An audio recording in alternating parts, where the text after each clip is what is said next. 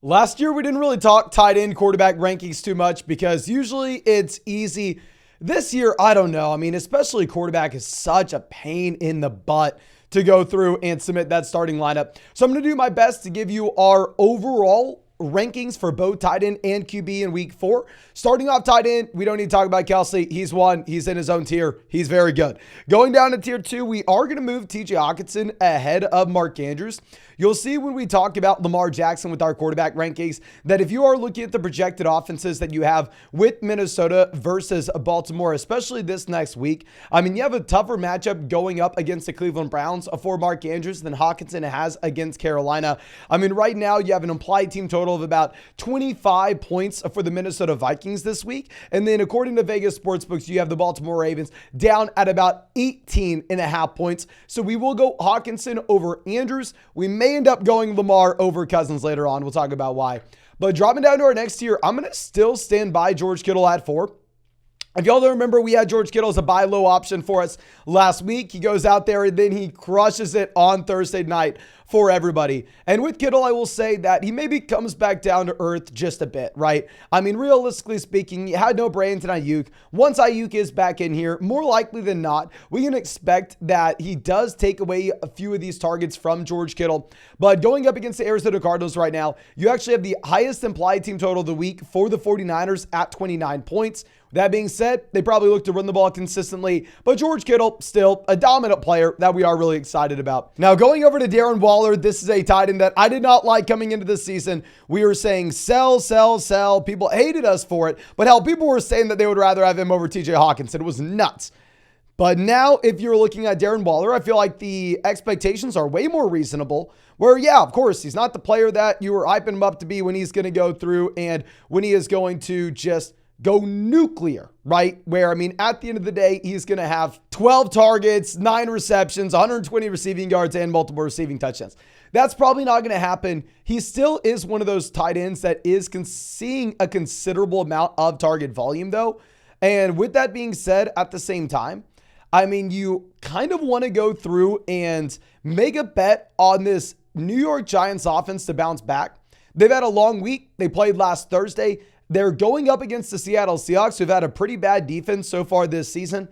And on top of this with Darren Waller, while the Giants have been bad, you have to give them some slack. They went up against the Dallas Cowboys. They went up against the 49ers. So I think that going forward, we can expect the Dallas will be a little bit better than what they have been. So I actually don't even mind if you wanted to go out there and call Darren Waller a buy low guy now that the expectations have come down considerably.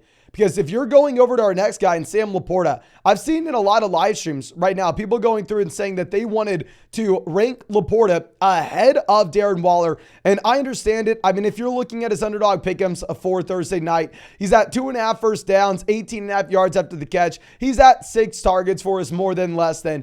And yeah, these are very high marks for a tight end. He's getting a considerable amount of volume. He's been crushing it through the first 3 weeks. And I need to take my L. Y'all know typically I'm not one to go out there and make massive bets on rookie tight ends because typically these guys don't produce. But Sam Laporta has been crushing it, and I'm excited to see him tonight against the Packers.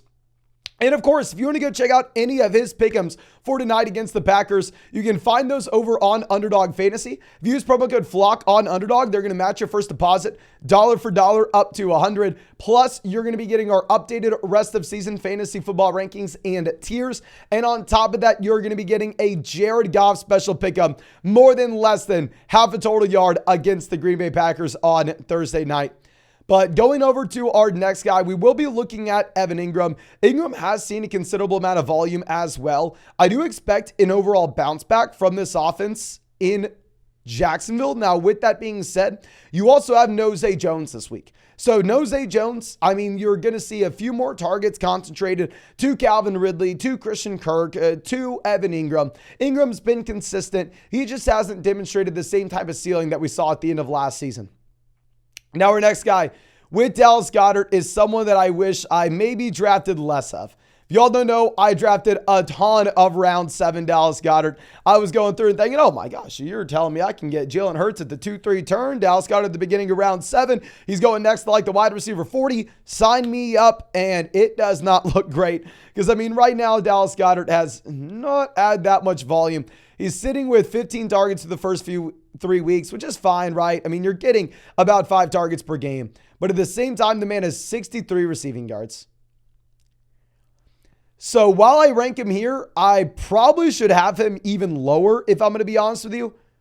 Please, Goddard, turn it around for me, my man. Now, Kyle Pitts will be our next tight end. Kyle Pitts, I mean, going out there leading Atlanta in receiving this past week. He's tied for the team lead in targets right now. I mean, if you would have told me, oh yeah, Kyle Pitts is leading the Atlanta Falcons in targets, I'm like, okay, hell yeah. Let's go through. Let's fire up Kyle Pitts. Well, the issue is, if this is the worst passing offense in the NFL, frankly, it does not matter if he is leading the team in targets or not, because frankly, it's probably not going to make a difference on if he actually contributes to a winning team. Now, going over to our next guy, we will be looking at Tyler Higbee. Higbee gets a consistent target volume. We've known through Higbee's entire career that he's not someone that scores touchdowns. You like him in a full PPR format. I mean, with that being said, when you do have Cooper Kupp coming back this next week, the targets will be considerably lowered for Tyler Higbee in this offense. And when Kupp is back this next week, we'll have some of these next guys over him. Like our next player will be Hunter Henry. Now with Henry, he's crushed it, right? With Hunter Henry, it's a tight end that's actually been a lot better than Tyler Higbee. He's been better than Pitts. He's been better than Dallas Goedert. The issue that I have with Hunter Henry this week is it is a pretty tough matchup going up against the Dallas Cowboys. I mean, Zach Ertz was rolling right into week 3. Then the Dallas Cowboys defense put a stop to that, even if the Arizona Cardinals offense was fine. Right now, you have the New England Patriots as one of the lowest teams in terms of their implied team total for this next week. So, I mean, Henry, who scored a touchdown in the first 2 weeks, I don't know if that's guaranteed to happen again. Now, our next guy will be Jake Ferguson. If you are looking at Ferguson, he's getting a considerable amount of target volume. Now, the issue with Jake Ferguson is this guy just doesn't really seem to have much talent. I mean, the man's not doing anything with the target volume that he's getting in Dallas. Going up against New England, it's also a pretty tough matchup. Now, our next guy, Pat Frymuth, this is another player I drafted a lot of. Help, throw David Njoku on here. I thought these guys were decent prices in rounds 9 and 10. But if you're looking at what you're getting right now from these players, I mean, neither of them are getting consistent target volume. And what is very frustrating about this as well is if you're looking at the case of Pat Frymuth, you have no Deontay Johnson in this offense. No Deontay Johnson. I was operating under the assumption, oh, okay, hell yes, Pat Frymuth is going to go out there and crush it with this volume. No Deontay, there are 10 targets available. Send 2 or 3 of them in the direction of Pat. I mean, he did score a touchdown this past week, kind of saving a few of our teams, but still, it's really hard to rely on that random touchdown going forward. And now our last tight end in this tier, Luke Musgrave, would have been a lot higher than this if it was not for the fact that you have Aaron Jones and Christian Watson coming back into this offense. With Aaron Jones and Christian Watson coming back in, I am going to have a difficult time ranking Luke Musgrave just because I don't know what the target volume is going to look like in Green Bay. Now, of course, if you wanted to play Luke Musgrave over Ferguson, over Frymuth, over Njoku, over Henry, I'm not going to argue with you. You do you. They're in the same tier for a reason. I just do think that with the added on weapons in Green Bay, it's going to be a little bit harder for him to submit himself, and maybe I have something against rookie tight ends. Now, dropping down to our next tier, we're going to go Zach Ertz. Now, Zach Ertz was leading the NFL in targets at the tight end position going into week 3. He does absolutely nothing in week 3. And now in week 4, he has a matchup going up against the San Francisco 49ers. So maybe you make a bet on the bounce. I don't think you can. I mean, right now, the largest spread of the week is this Arizona 49ers game. The 49ers are about to just stomp on the Cardinals. The Ertz usage looks like it's gone down a considerable amount. Horrible matchup as well. I don't know if there's any touchdown upside at all. Now, our next guy with Cole Kmet, obviously in another very bad offense with Cole Kmet. This is someone that didn't get really utilized this past week against KC. This is someone that has arguably one of the worst starting quarterbacks in the NFL throwing the ball. But with that being said, he's going up against a defense that just let up 70 points this past week. So you'll see when we're talking about Justin Fields later on. I mean, I'm okay if we wanted to go through and say this Bears offense can be a little bit better this week. Now, Dalton Kincaid, Dawson Knox, our next 2 guys. You could put them higher than this in a non-PPR format. Non-PPR format, hell, jump them to the top of that tier with Hunter Henry. The reason being is these guys have a lot of touchdown upside. They're going to be playing in arguably the highest scoring game of the week with the Buffalo Bills and Miami Dolphins full-blown shootout. Now, with that being said, they're operating in a tight end by committee at this moment. Neither of them are guaranteed target volume. So in a full PPR format, we're going to be a little bit lower on them. But in that non-PPR league where you're chasing touchdowns, you can be a little bit higher. And then we'll throw Gerald Everett in here. Everett's kind of something in Los Angeles. His team should score a lot of points. And at the same time, I mean, if you're looking at no Mike Williams, maybe there's a room for Gerald Everett to have an extra target or two. Who the hell knows? Now, going over to quarterbacks, the 4 must-start guys, regardless of what's going down. You got Jalen Hurts, Josh Allen, Mahomes, and Tua in tier 1. The highest scoring game of the week will be that Buffalo-Miami game. It's very interesting as Buffalo's actually favored 3 points in this contest. Regardless of if Miami was favored or not, we are going to go Josh Allen ahead of Tua. The reason Tua is going to be at the very bottom of this tier is, frankly, he has no rushing upside, right? Like, I love Tua. Y'all know, I mean, we've been advocating for him all offseason. Really do like the fact that, I mean, he's been elite every step of the way. And just in case you haven't heard, I want to reiterate, ladies and gentlemen, if you go back and look at Tua, he was a top recruit coming out of high school, 5-star player. He goes to Alabama. He has the highest career adjusted yards per pass attempt in college football history. He goes to the NFL last season. He has a higher adjusted yards per attempt mark than pretty much anybody. The only guys ahead of him are Patrick Mahomes and Jalen Hurts. So Tua's been great every step of the way. People are finally giving the man his respect. And yeah, I mean, I think he's a tier 1 quarterback, obviously in fantasy. If we're going to get some more rushing upside from the other guys, you probably want them though. Now, going down to tier 2, Justin Herbert has been at the very top of fantasy football scoring. And if you're in a 6-point passing touchdown format, I think you can still be very excited. 4-point passing touchdown format, Herbert's not going to have a ton of rushing production, so we are going to have him down here.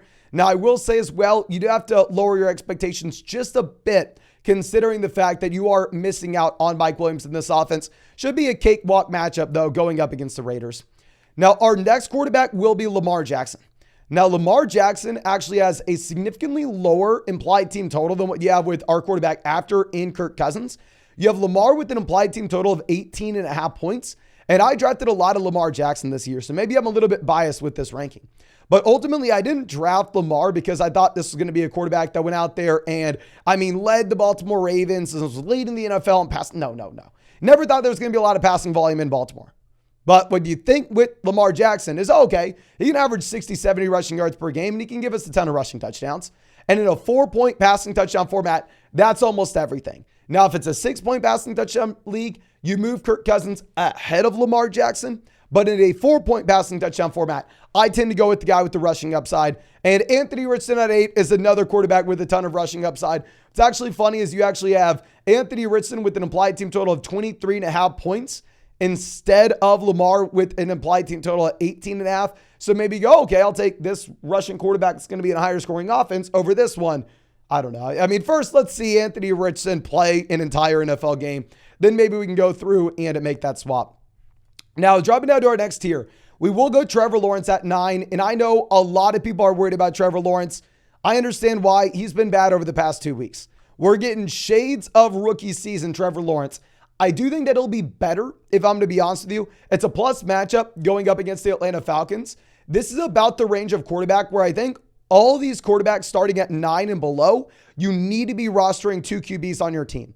Those guys 8 and above, you can say, okay, I'm starting them every single week, regardless, pretty much. If I only want to roster 1, we can trade away the backup. Now, I know this will probably be an aggressive ranking. I'm going to go Daniel Jones at 10. Like I said, I mean, y'all know we are fading Darren Waller. I mean, hell, I'm fading Jalen Hyatt. I don't really love this New York Giants offense, but I think maybe the hate has gone a little bit too far. Ultimately, Daniel Jones is still a quarterback that has a lot of rushing upside. Going into week 3 before the 49ers game, Daniel Jones was leading the NFL in rushing yards at the quarterback position. Should be a really nice matchup as well going up against Seattle, where we know the Seattle defense is bad. So in a 4-point passing touchdown format where we're optimizing for rushing, we will bump up Daniel Jones. And then here we are going to have Jordan Love at 11 with Love. He actually showed us some rushing upside with the rushing touchdown last week. And at the same time, you get Christian Watson back in. You get back in Aaron Jones. Honestly, we probably should put him ahead of Daniel Jones. I mean, I don't know. I just love the matchup for Daniel Jones. And then Dak Prescott at 12. With Dak, I mean, this is old man Dak, right? He's not going out there running the ball like he did earlier in his NFL career. Going up against the Pats shouldn't really be a game that is going to be a shootout. Both teams probably going to try to play good defenses. I mean, you have an applied team total here sitting at 25 points for Dak Prescott.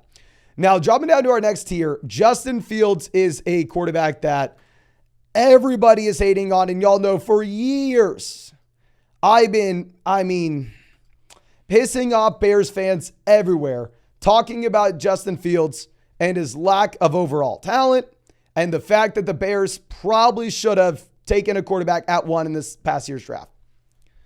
But with that being said, this is still someone with rushing upside. If you go look at his underdog pick'em right now, you have Justin Fields at 184.5 passing yards, and you have him at 58.5 rushing yards.